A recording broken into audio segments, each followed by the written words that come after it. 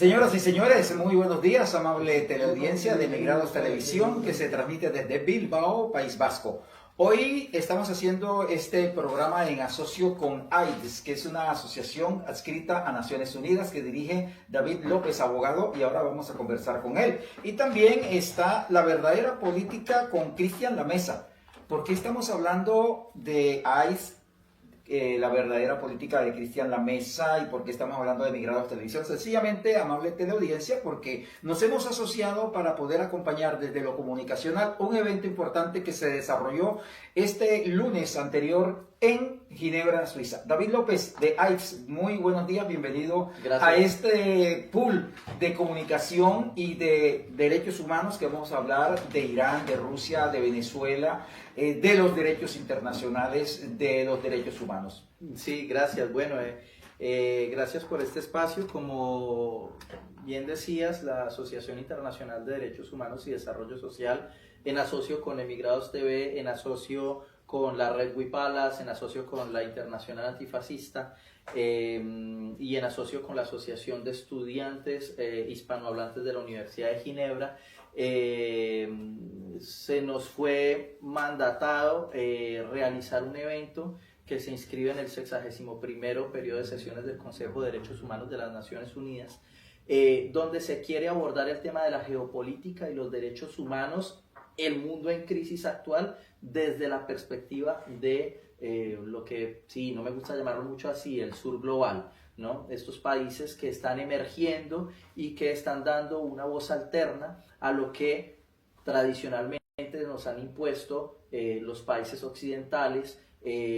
por medio de la continuidad de una colonización que ya no va más y que no ha sabido responder, incluso lo vimos desde el COVID-19, a las necesidades que requieren en general las bases, los pueblos, quienes son aquellos que realmente sostienen la economía y dan garantías de lo que son realmente los derechos humanos. Estamos en una época de mundo en crisis, mundo en guerra, de masacres, de violación de los derechos humanos en todos los aspectos, desde el patrón del norte hasta la parte que tiene que ver con la neonazi en Ucrania.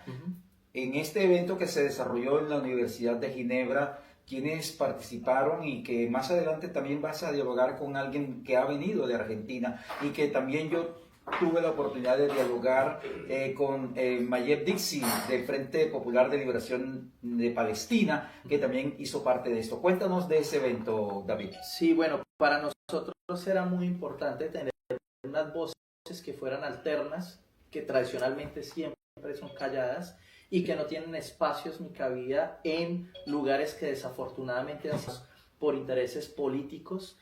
como son la Oficina del Alto Comisionado de Derechos Humanos de las Naciones Unidas o de Derechos Humanos, que ha sido muy politizado y que bien hemos visto en estas últimas semanas en sesión del Consejo, donde ni siquiera se ha condenado por la unanimidad del Consejo el ataque contra Venezuela, que violó totalmente el derecho internacional, todo lo que es el artículo 2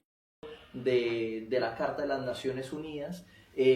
donde se violó el artículo 51 al derecho de la defensa también del país. Y entonces nos hemos dado la tarea de abrir esos espacios, ya no de hacerlo ni siquiera dentro del Palacio de las Naciones Unidas, porque también ahí nos callan, sino más bien de sacar todos estos eventos y todas estas discusiones que se dan en Naciones Unidas fuera de sus puertas para que la gente lo pueda seguir en la universidad, en espacios públicos, donde pueda haber un poco más de debate y donde podamos traer reflexiones que nos permitan como asociación. Además, olvidaba mencionar, una de las asociaciones importantes que nos ayuda aquí en este tema es Maloca Internacional, que tiene estatus consultivo ante las Naciones Unidas, y que por medio de ellos también podamos proponer resoluciones y programas de trabajo que nos lleven justamente a promover la desinstrumentalización del derecho internacional, de poder hablar de descolonización de los derechos humanos, porque lo que estamos viendo actualmente es la recolonización de los derechos humanos o la instrumentalización de los derechos humanos para recolonizar. Y en ese sentido, entonces, le pedimos el favor a Cristian Lamesa, un gran amigo que se tomó el esfuerzo de poder venir desde Buenos Aires hasta aquí para mencionar algo que tradicionalmente es callado desde el 2014, como eran las violaciones del Estado de Kiev contra la población ucraniana ruso parlante, y quien dio también un panorama muy claro de lo que tradicionalmente los medios occidentales y corporativos callan. Tuvimos también la intervención de Pero antes disculpa que te interrumpa, David, Cristian Lamesa,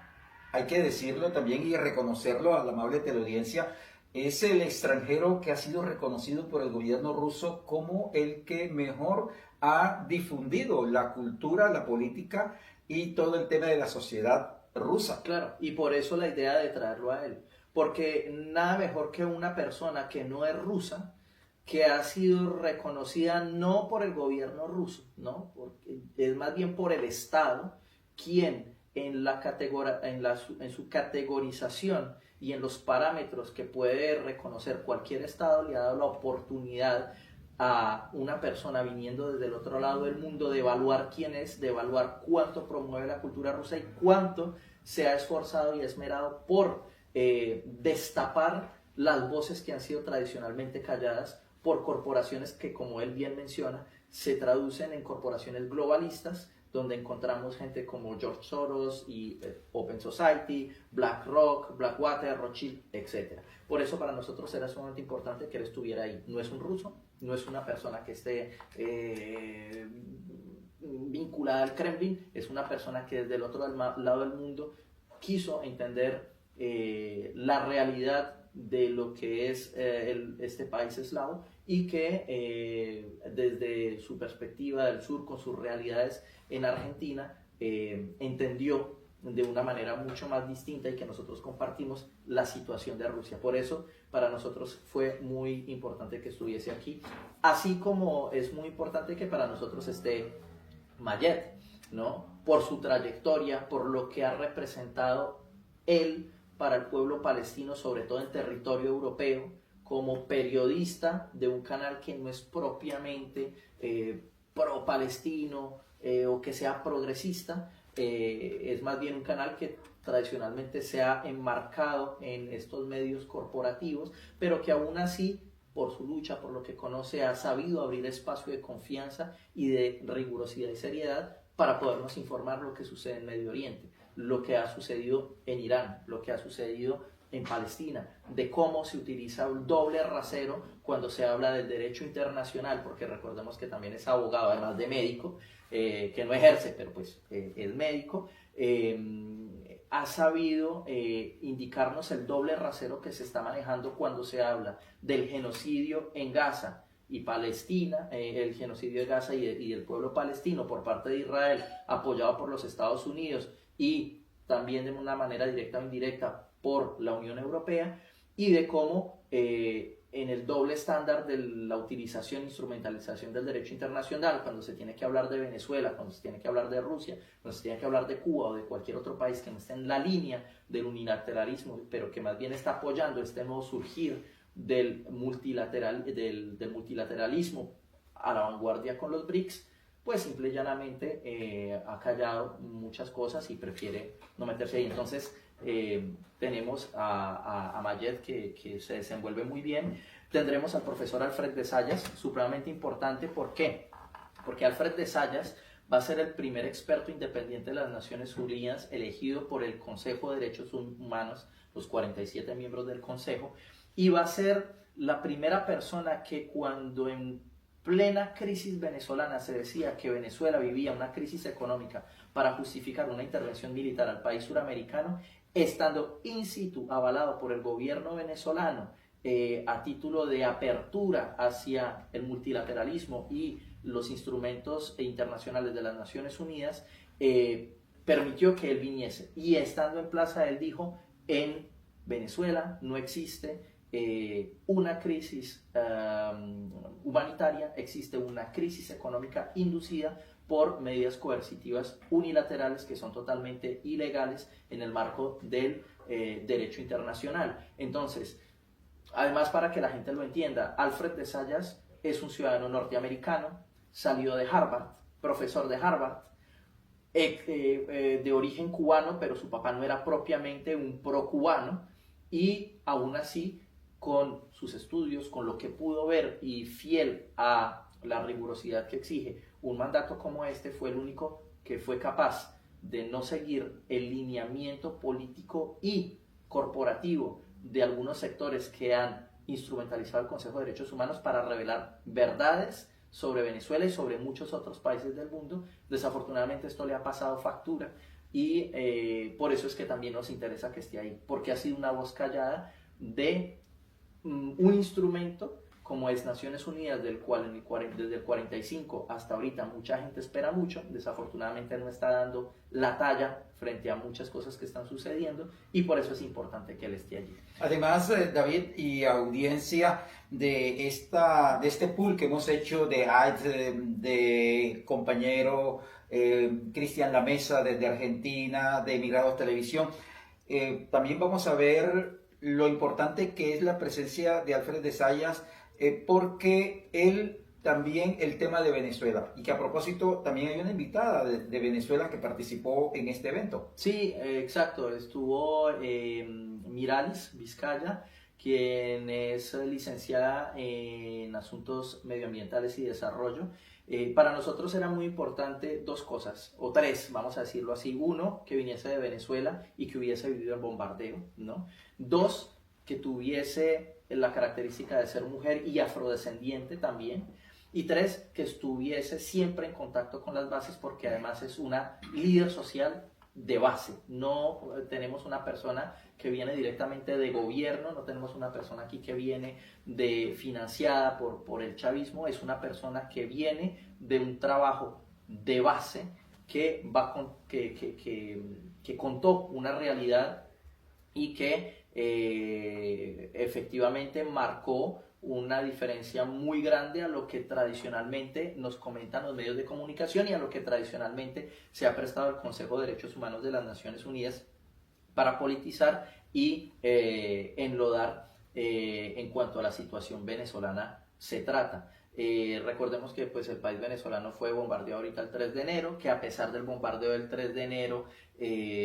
los países de la Unión Europea y algunos países miembros del Consejo de Derechos Humanos siguen enlodando el nombre, pese a que el país ha tenido una apertura sumamente importante que le ha tocado porque tiene una pistola en el tímpano,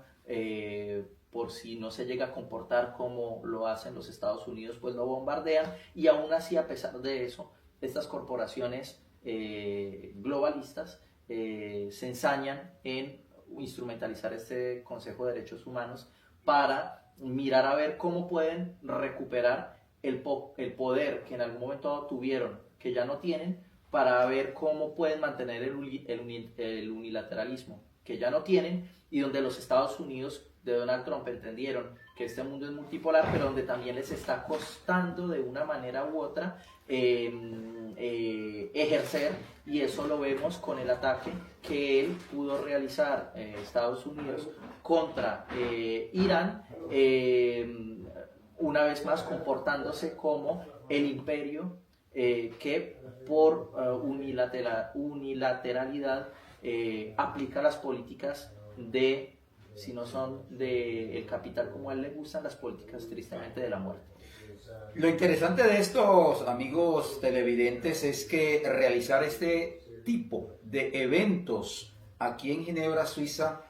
en el país helvético, no es tarea fácil. Les comento porque llevar conciencia, llevar comunicación alternativa, llevar otras voces que no están, digamos, bendecidas por el imperio norteamericano, por el sionismo, por el imperialismo, por todo lo que significa el nazofascismo en este momento, que son los que están llevando las guerras y las desgracias y la miseria a los pueblos del mundo. No es fácil, David. De verdad, te felicitamos a las demás asociaciones que se han unido junto a ti para este tipo de eventos y que ojalá se sigan haciendo. Sí, y una vez más yo reitero mucho el apoyo que se nos ha dado desde Maloca Internacional, desde la Internacional Antifascista, desde Migrados Televisión, desde la Red Wipalas, desde la Asociación de Estudiantes Hispanohablantes de la Universidad de Ginebra y desde cualquier otra organización que a futuro se quiera sumar en esta causa. Esto es una causa que nos concierne a todos, por ende tenemos total apertura a poder trabajar tanto y cuando sea en pro de los pueblos del mundo, en pro de aceptar una nueva realidad que es la del multilateralismo y en pro, evidentemente, de tener en este momento la lógica de la defensa de lo que hoy tenemos como derecho internacional, que hay que reconocer, necesita un cambio estructural, pero que en este momento nos queda muy difícil reestructurar si no quemamos ciertas etapas, como por ejemplo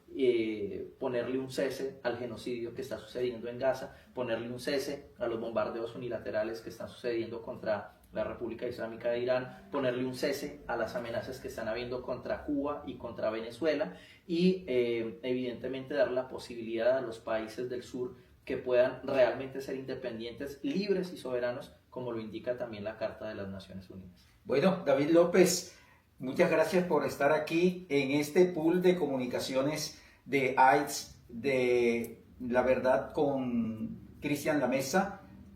con Emigrados Televisión, con todas las asociaciones que tú nos has descrito y amable teleaudiencia. A continuación lo dejamos en la entrevista que hace David López precisamente a Cristian Lamesa desde Argentina y posteriormente entro yo con Mayeb Dixi del Frente Popular de Liberación de Palestina. Amable teleaudiencia, muchas gracias y los dejamos entonces en compañía de David López y Cristian Lamesa. Muchas gracias. Bueno, un saludo a todas y todos los que nos están viendo en esta mini entrevista especial que hacemos para la Asociación Internacional de Derechos Humanos y Desarrollo Social AIDS en colaboración con Emigrados TV y con el canal del invitado, gran amigo querido de la casa, que vino directamente a estas tierras alpinas desde Buenos Aires, el país del tango. Cristian, ¿cómo vas? Un placer, encantado de estar acá con vos, David,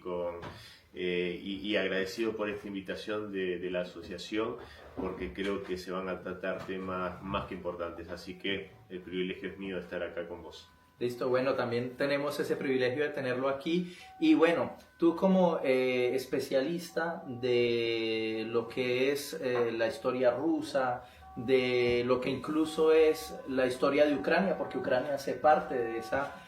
grande Rusia que fue creada por Lenin, ¿no? A principio nos aclararás. ¿Cómo percibes actualmente la situación desde esa perspectiva histórica que la Ucrania occidental se ha negado a reconocer porque han habido tergiversaciones? ¿Y cómo repercute esto incluso en el ámbito del derecho internacional, teniendo en consideración que en muchos lados se habla de que Rusia está violando el derecho internacional al invadir a Ucrania y que eso está afectando el orden internacional, cuando vemos también que hay un doble rasero al evaluar la situación de Ucrania y Rusia con, por ejemplo, Palestina y Gaza? ¿Cómo lo ves ahora? A ver, en principio, los que alegan que Rusia está violando el derecho internacional porque habría incurrido en la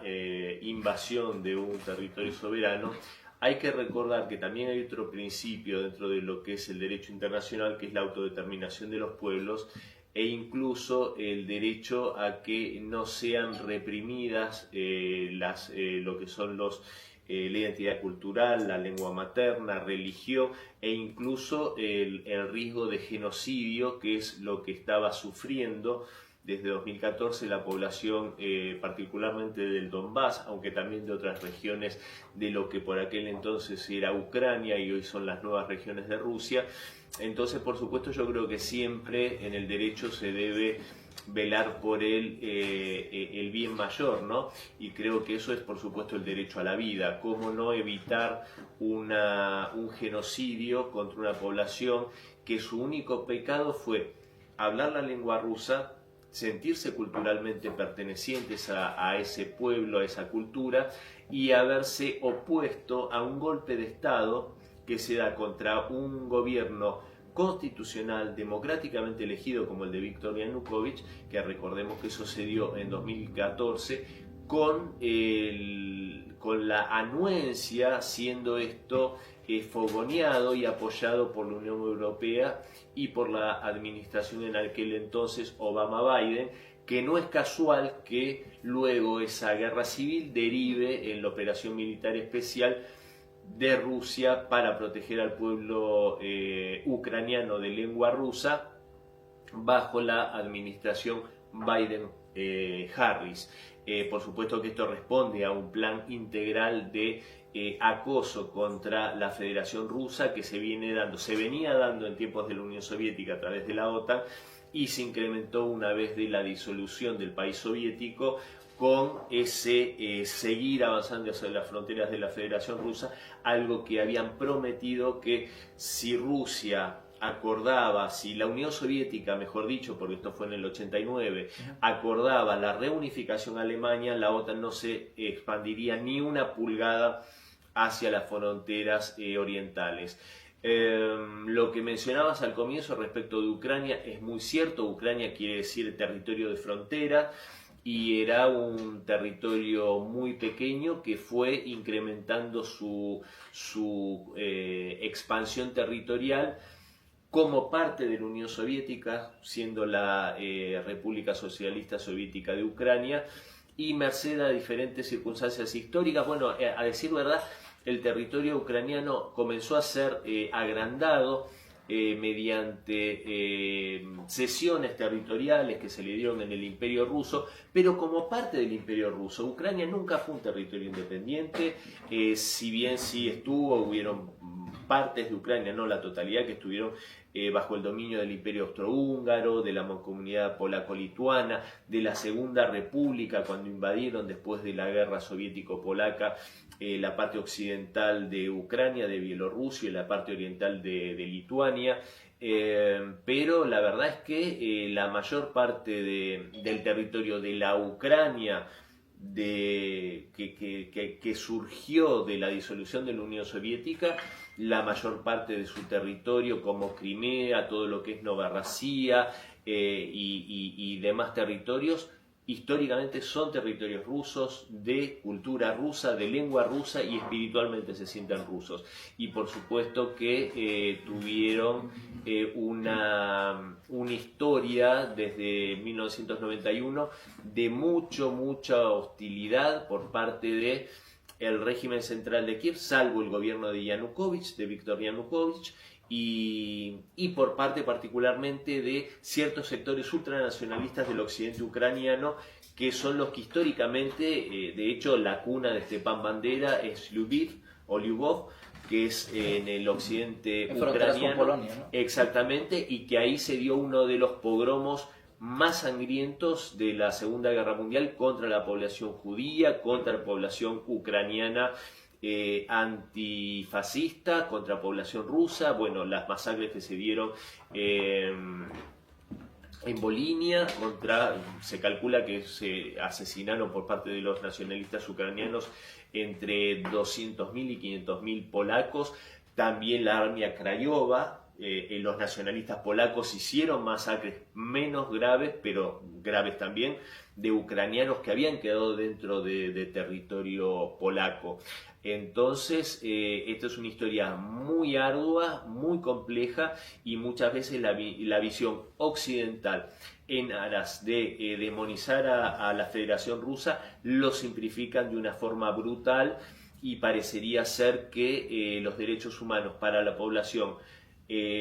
si hablan ruso, o no son humanos o no tienen derecho a los derechos humanos. Y justamente en ese mismo orden de ideas, es bien sabido que aquí a Ginebra en 2014 venían muchos ucranianos de la zona de Donetsk, de Lugansk, del Donbass, a denunciar las violaciones del gobierno de Kiev, notablemente en temas de derechos sociales, porque sabíamos de que se denunciaba que Kiev le cortaba el derecho a los pensionados de gozar de sus pensiones por alebrestarse contra un gobierno que ya no respondía a sus necesidades. ¿Cómo se percibe el hecho de que desde el 2014 venían ucranianos de lengua rusa a denunciar ante los organismos internacionales las violaciones de derechos humanos, y que Desafortunadamente, los organismos como la Oficina del Alto Comisionado de Derechos Humanos de las Naciones Unidas, el mismo Consejo de Derechos Humanos, no hiciese un escándalo tan grande como sí lo hizo Rusia, quien, después de advertir a múltiples veces no acerquen la OTAN, como bien lo dijiste, pues lo vino acercando, y en ese contexto también hasta dónde entonces se puede confiar en Europa y hasta dónde se puede confiar en Estados Unidos frente a una situación como esas en el contexto actual que estamos teniendo. Sí, mira, David, sinceramente en este punto a mí, debo decirlo, me hierve la sangre porque en la Argentina, en mi país, que supuestamente somos un faro en cuanto a la defensa de los derechos humanos, tenemos una historia, tenemos organismos respetados a nivel mundial y una historia por el juicio a las juntas militares que fueron los que generaron el genocidio en la Argentina por motivos políticos de 30.000 personas. Y yo particularmente en muchas ocasiones, no por ser autorreferencial, pero traté de llegar a que estos organismos o personas relevantes en el campo de los derechos humanos alzaran su voz contra lo que estaba ocurriendo, contra la población del Donbass, y esto fue infructuoso. Y a mí generalmente me dio muchísima indignación el premio Nobel argentino Adolfo Pérez Esquivel, que se explaya extensamente en muchos temas del Donbass. Nunca lo oí hablar, y parecería ser que los niños que fueron asesinados con bombardeos, con municiones de racimo, con minas antipersonales, parece que no tienen derecho, ¿no? Ese Paseo de los Ángeles que está en el Donbass, que conmemora los niños, bebés, adolescentes muertos por esto, parece que no tienen, para Occidente no tienen derechos, ¿no? Y eso realmente es indignante. Te muestra la doble vara, cómo los derechos humanos se han secuestrado por parte de ONGs que son parciales, que no son para nada imparciales, y realmente la población que venía en 2014 a reclamar a Occidente, a reclamar a Europa, a reclamar estos organismos que no se permitiese que se asesinase cobardemente a la población civil, a niños, fueron defraudados porque ellos venían sin duda con la esperanza y el convencimiento de que iban a ser oídos, y nada de esto sucedió, y así fueron asesinadas, se calcula, de 2014 a 2022 por lo menos entre 14 y 15.000 personas. Y realmente da mucha indignación porque también hay que recordar lo que fue vivir, por ejemplo, en Mariupol bajo la ocupación del régimen de Kiev de 2014 a 2022, cuando la operación militar especial empieza a liberar esos territorios. Hay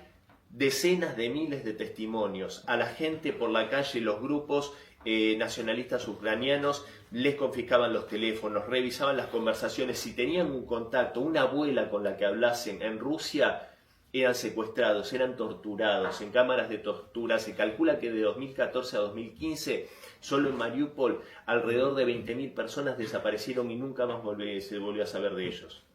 Y eso Occidente miró para otro lado. Entonces todo eso realmente es indignante. Hay incluso un grupo paramilitar ucraniano nacionalista, el Batallón Tornado, que fueron tal el grado de atrocidades que hicieron que superó todos los límites y terminaron siendo juzgados por la misma justicia ucraniana. Y las pruebas eran los mismos teléfonos celulares de estos delincuentes que grababan torturas, violaciones masivas, cosas aberrantes con sus mismos teléfonos.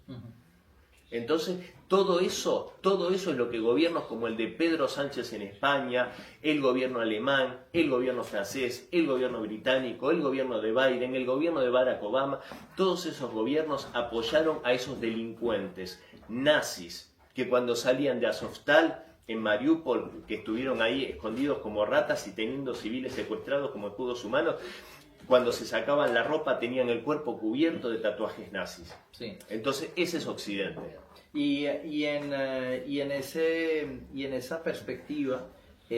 sabemos que aquí en Ginebra han habido unos diálogos entre Rusia y Ucrania mediados por los Estados Unidos,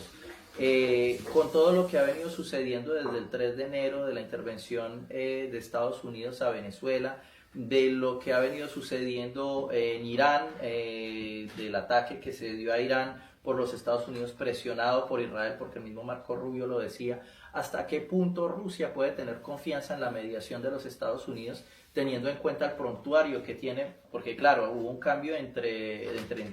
tanto de Biden a Trump, pero los Estados Unidos siguen teniendo sus intereses que me imagino frente a Rusia y frente a una creciente China no pueden perder. ¿Qué garantías y cómo lo percibe Rusia con todo esto que acabo de mencionar? Sí, el punto que tocas, David, es central y súper interesante, porque yo estoy convencido, no porque yo lo intuya, sino porque lo dijo el mismo presidente Vladimir Putin, que Rusia tenía una expectativa positiva, moderada pero positiva, y que creía en la sincera postura de Donald Trump respecto a buscar una salida negociada y pacífica con Ucrania. Yo también lo creo, no porque Trump sea un ser magnánimo y pacifista, tampoco digo lo contrario, pero sí digo que Estados Unidos, en la situación que está hoy, de una debilidad enorme en el campo industrial, en el campo financiero, en el aspecto social interno, con un país absolutamente quebrado en mitades, con una confrontación muy grande a nivel ideológico, etcétera. Entonces Donald Trump evidentemente necesita revertir eso, y uno de los aliados que puede ser fundamental para revertir esa situación, por lo menos en el campo económico e industrial, el plan de reindustrialización de Trump, es por supuesto Rusia, con sus inacabables riquezas naturales, minerales de tierras raras, capacidad energética, etc. Entonces, en ese sentido yo creo que hubo un acuerdo en Anchorage que creo que Rusia lo valoró positivo y sincero. Ahora, hay una realidad que evidentemente se desnudó ante nuestros ojos a partir del 3 de enero, que es que Donald Trump, que yo ya lo preveía y en los archivos de mis programas se puede ver, yo muchas veces dije, acá el peligro es que estamos viendo un Donald Trump que no está demostrando tener la fuerza suficiente para imponer su agenda a los globalistas europeos, esto que yo nombraba recién, que apañaban estos nazis igual que Joe Biden, y tampoco está teniendo la fuerza para imponerse a Netanyahu y al lobby judeo-estadounidense, que a través del IPAC tiene dominados prácticamente a todos los congresistas en Estados Unidos. Evidentemente esto se plasmó en la realidad, le doblaron el brazo, la maniobra que hizo en Venezuela, que es absolutamente ilegal y violatoria del derecho internacional. Secuestrar a un presidente que fue elegido por la voluntad popular es una violación terrible a los derechos humanos, pero hay que reconocer también que le salió bien. Muy a nuestro pesar le salió bien. Eso, no decirlo, es no ver la verdad, no ver la realidad. Del mismo modo lo llevaron por las narices para hacer esta incursión en Irán con la promesa que iba a salir todo perfecto y que iba a ser algo rápido, y evidentemente se llevó una sorpresa desagradable en la cual Irán está demostrando una resiliencia y una capacidad de combate, de resistencia y de no dejarse doblegar, y no solo no dejarse de doblegar, sino ir por la venganza, por lo que le hicieron, que creo que Donald Trump no sabe salir como este tema. En este contexto, por supuesto que esto no es baladí para Rusia. Rusia, ¿hasta qué punto puede confiar? Ya sabe que en Europa, en este occidente colectivo, no puede confiar. Nunca más. Nada. Ya lo dijo Sergei Lavrov, no lo digo yo. Ahora, lo que vendía Donald Trump, no solo a Rusia, no solo mi análisis, sino al mismo pueblo estadounidense, al MAGA, al que lo llevó para que no hiciera más guerras, para que se enfrentara al lobby judeo estadounidense, para que no hiciera más guerras en beneficio de Israel con la plata de los contribuyentes estadounidenses y con la sangre de soldados estadounidenses. Eso evidentemente no lo pudo resistir Donald Trump, cayó en esa trampa. Entonces yo creo que evidentemente esto a Rusia, a China, le debe prender todos los semáforos en color rojo, o por lo menos en amarillo, para ver con mucha cautela qué sucede. Yo creo que el llamado de Trump a Putin en una muy disimulado pedido de auxilio, que fue el de los otros días, por el tema de Irán, yo creo que muestra un poco esta endeblez y esto de andar como un pollo sin cabeza por parte de Trump. Hay que ver qué garantías podría llegar a lograr Rusia, China, en lo que atañe al gigante asiático, e incluso con Irán, porque no olvidemos que Irán es un socio estratégico y un aliado de estas dos grandes potencias, de Rusia y de China. Pero evidentemente el daño que hizo Donald Trump, el daño que se hizo a sí mismo, a su proyecto político, a su presidencia y a su reputación, el daño reputacional que se hizo es enorme. Y yo creo que aún no sé si es consciente de la magnitud que tiene, porque con Rusia había un entendimiento muy grande. Las reuniones entre Witkoff y Vladimir Putin siempre transcurrieron en un clima de armonía, de entendimiento y de muy buenas, muy propicio para buenos negocios a futuro. De hecho, se había hablado de negocios en el Ártico entre los dos países por 14 trillones de dólares, billones estadounidenses, para que el público y nosotros lo entendamos mejor, porque estos números nos marean un poco, serían 14 millones de dólares en conjunto. No es poca cosa. Bueno, yo creo que todo eso entra en cuestión porque Rusia ya aprendió por las malas que con esta gente es difícil llegar a un acuerdo y que después se cumpla, como ya lo vimos en los acuerdos de Minsk en el pasado. Listo. Bueno, pues eran más o menos estas tres breves preguntas que quería hacerte. Si tienes algo que decir en conclusión, con que quieras redondear. Simplemente que creo que estamos en un tiempo histórico, estamos en un momento de un quiebre civilizacional en el cual hay un occidente totalmente decadente, depravado, degenerado. Epstein es una muestra de eso. Epstein y sus conexiones con la Casa Real británica, con otras casas reales europeas, con gobiernos de prácticamente todos los países de Occidente. Y el genocidio en Gaza también, ¿no? Sí, ningún líder de los países emergentes está implicado en los archivos Epstein. Que se naturalice que, y lo digo porque Epstein se sabe que tenía conexiones con el Mossad, con la inteligencia exterior israelí, que se tome la pederastia como otra herramienta más de la geopolítica para tener lealtades de dirigentes que no son más que degenerados y pederastas, me parece que es que un Estado baje a lo más profundo de la degradación. El mismo Estado que parece tener una fijación en asesinar niños. Entonces, todo ese occidente me parece que está cayendo por su propia putrefacción, como en la novela de Oscar Wilde, El retrato de Dorian Gray, donde ya en un momento toda esa degeneración es insoslayable y se ve a simple vista. Ese tiempo nos brinda, mientras vemos ese cuadro horrendo, vemos otro mundo, vemos Rusia, vemos China, vemos Irán, vemos otros países que tienen valores tradicionales, tienen valores morales, y que cuidan a su población y que son soberanistas frente a este occidente que solo vive para darle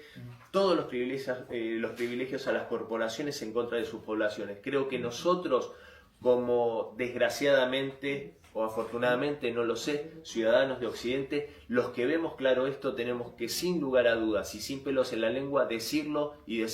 repetirlo para que nuestros conciudadanos, nuestros compañeros, nuestros compatriotas lo escuchen fuerte y claro. Bueno, pues muchas gracias, Cristian, por Gracias estas respuestas y gracias por venir aquí a Suiza, a este país alpino, de reputación de los derechos humanos, neutro, a debatir, pero donde evidentemente se juega un papel geopolítico y diplomático muy importante y tus reflexiones siempre son muy interesantes. Gracias a vos, David, por la invitación y bueno, a luchar. A luchar. Muchas gracias y nos estaremos viendo en otra próxima cápsula con un invitado también muy probablemente importante aquí. Un abrazo a todas y todos. Hasta pronto. Bueno, amable teleaudiencia, en este programa especial que hemos desarrollado entre AIDS, la asociación que está adscrita a Naciones Unidas, que dirige en Ginebra, Suiza, David López, Emigrados Televisión, está igualmente La Verdad con Cristian Lamesa desde Argentina. Tenemos a Mayet Dixie del Frente Popular de Liberación Nacional, y que realmente ha sido un placer que tengamos a Mayet aquí presencialmente. Normalmente en Emigrados Televisión en Panorama nos acompaña sobre los temas de Palestina. Mayet, esta vez es invitado a un evento aquí en Ginebra sobre la geopolítica y toda esta locura mundial, como le decimos. ¿Cómo está la situación en este momento con el tema Irán, Palestina, Estados Unidos, sionismo, nazofascismo? Bienvenido. En primer lugar, gracias por la invitación. Sin lugar a duda es un evento relevante que presagia, augura una repercusión positiva en este momento tan crítico, tan tenso, que atañe a la comunidad internacional, al derecho internacional y a tenor de lo que es la agresión permanente de Estados Unidos y su lacayo, el sionismo internacional, pretendiendo, digamos, adelantar al sentido de la historia, es decir, o frenar la historia, la marcha de la historia, intentando someter a los pueblos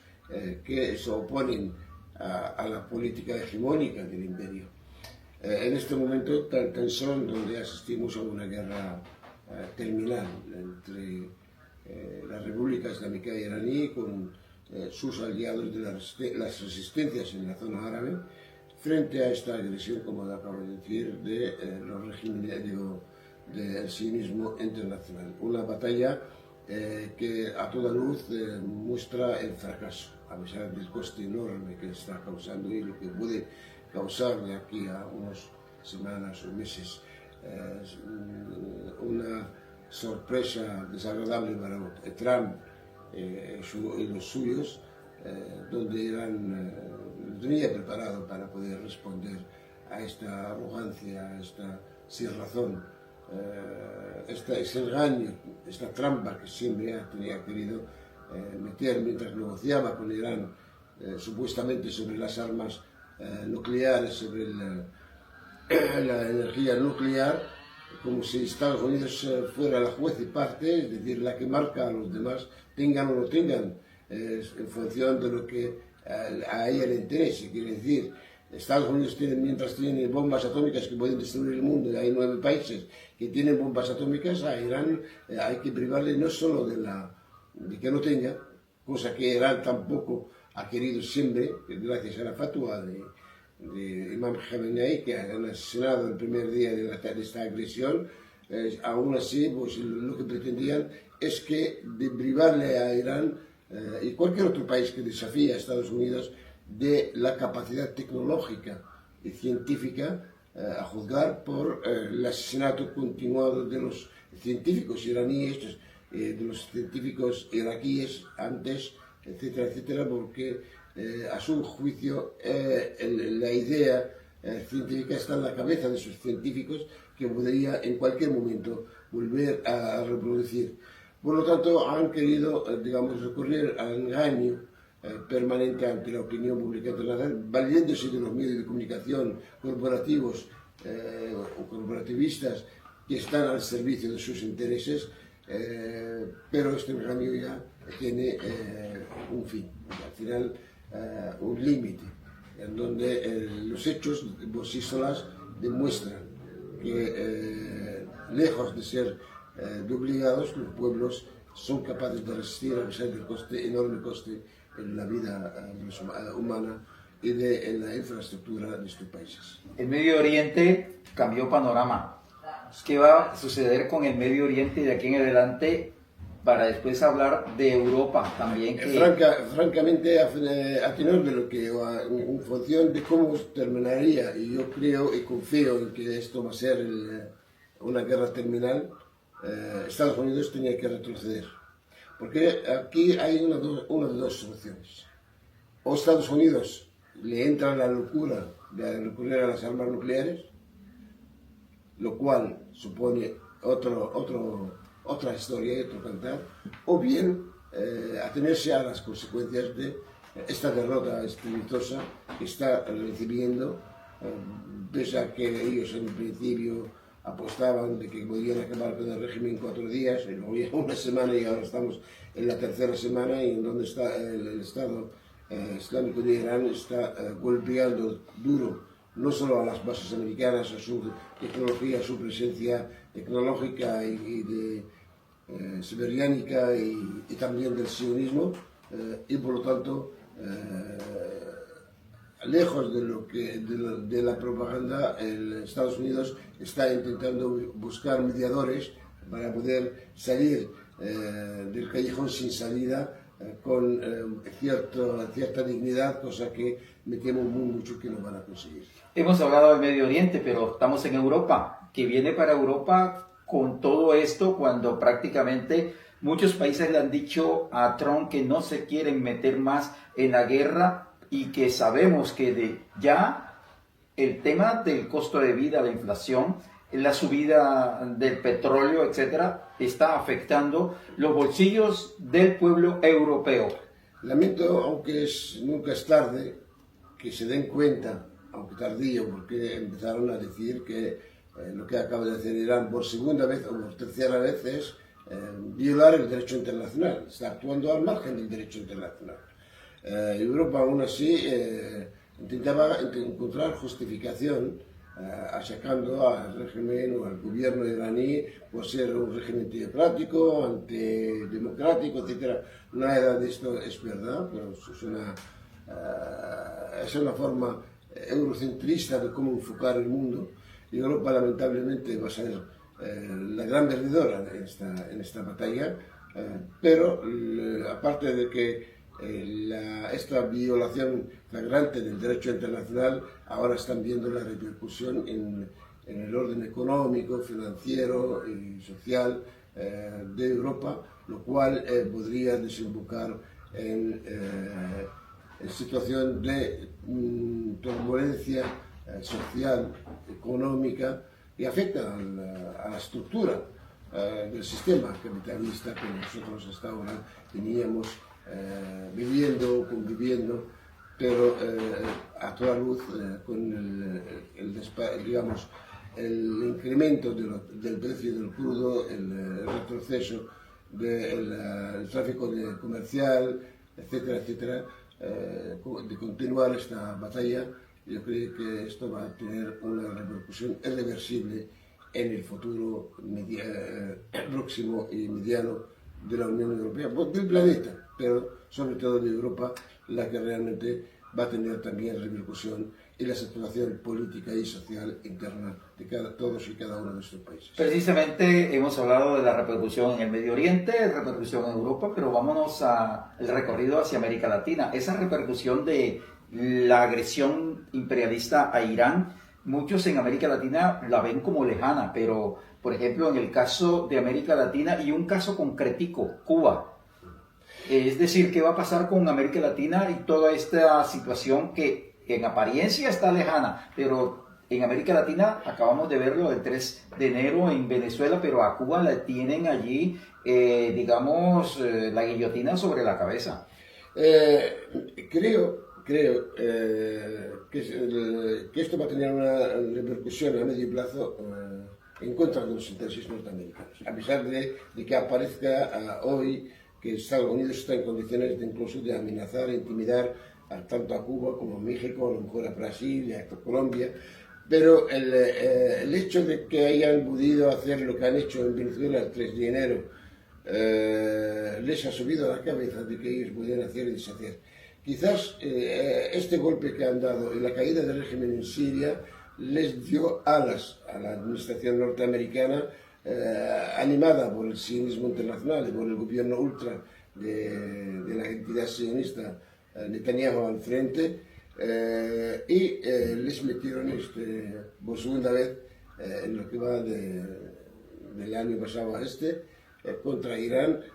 lo cual ha sido la sorpresa. Yo creo creer que a pesar de que ellos han puesto en el punto de mira a Cuba, a la vista de lo que está pasando en Irán, Estados Unidos va a tener que dar una marcha atrás. Quizás en el entendimiento geopolítico con las potencias emergentes que son Estados Unidos y China y que son los enemigos principales de Estados Unidos y del sistema, pues intenten encontrar una solución que descanse al menos en no recorrer al asedio, al chantaje en las relaciones contra los países soberanos. Es el título de la conferencia. Por lo tanto, espero que esto vaya en esta dirección. Si no es así, me temo mucho, vamos a digamos, asistir a una escalada mayor, y esa escalada mayor, cuyas consecuencias son imprevisibles, pero nada halagüeñas. Espero que la administración norteamericana intente a través de aunque sus adversarios, China, Rusia y tal, buscar una solución que le guarde cierta dignidad a Estados Unidos. Pero me temo muy mucho que esta batalla va a determinar el futuro de Estados Unidos como potencia hegemónica. Finalmente, para cerrar este diálogo con Mayet Dixit, precisamente hacia adentro la potencia de los Estados Unidos, el rancho ardiendo, decimos. ¿Cómo la ves? Sin lugar a duda. Si la guerra de Vietnam y el fracaso estrepitoso ahí, como el fracaso en las otras plazas como Afganistán, como en Irak, a pesar de que han causado la muerte de millones, ha repercutido en la situación interna norteamericana. Quizás la llegada de Trump al poder y su, digamos, dar carpetazo al derecho internacional, al orden que conocemos, es el fruto de estos sucesivos fracasos. Con esto me temo muy mucho que es verdad que estamos asistiendo a un nuevo desorden internacional, que esto podía acabar con estos organismos como la ONU, como el Consejo de Seguridad, como los demás organismos, al menos ser reformados de forma que conforme a lo que es lo más justo